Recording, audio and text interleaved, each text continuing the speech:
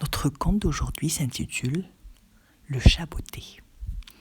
Il était une fois un meunier qui avait 3 fils. Quand un jour il mourut, il légua le moulin à son fils aîné, l'âne au 2e et un chat au plus jeune. « Que vais-je faire d'un chat ?»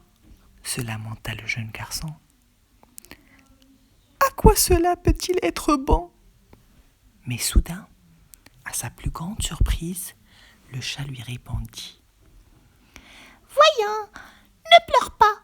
Donne-moi plutôt un sac, un chapeau et des bottes, et je ferai de toi un homme riche. » Le chat parlait, et il parlait si bien qu'il réussit à convaincre son jeune maître de faire ce qu'il lui demandait.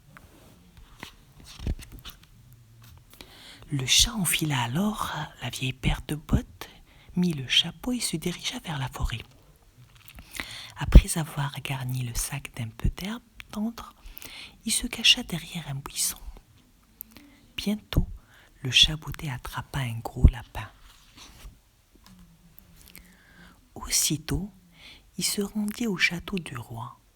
Une fois en sa présence, le chat botté lui fit une révérence et lui offrit le lapin en disant « Majesté, acceptez s'il vous plaît ce cadeau de la part du marquis de Carabas. » Car c'était le nom qu'il venait d'inventer pour son jeune maître.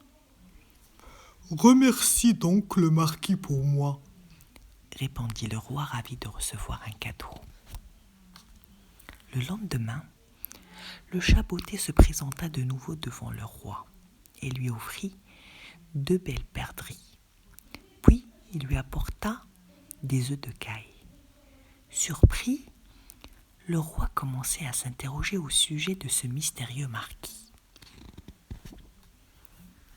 Un jour, alors qu'il venait d'apprendre que le roi et sa fille devaient se promener en carrosse près de la rivière, le chat botté courut voir son maître et lui demanda d'enlever ses vêtements et de se jeter à l'eau.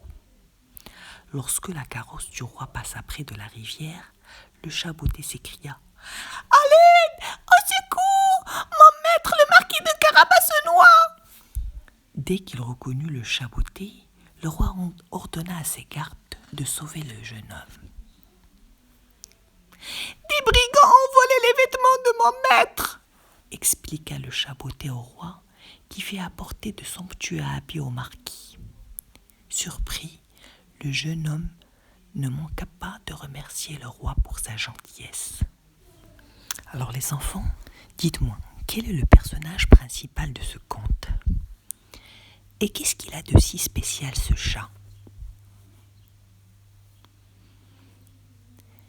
Qu'est-ce qu'il a fait le chat pour son maître ? Et pourquoi ?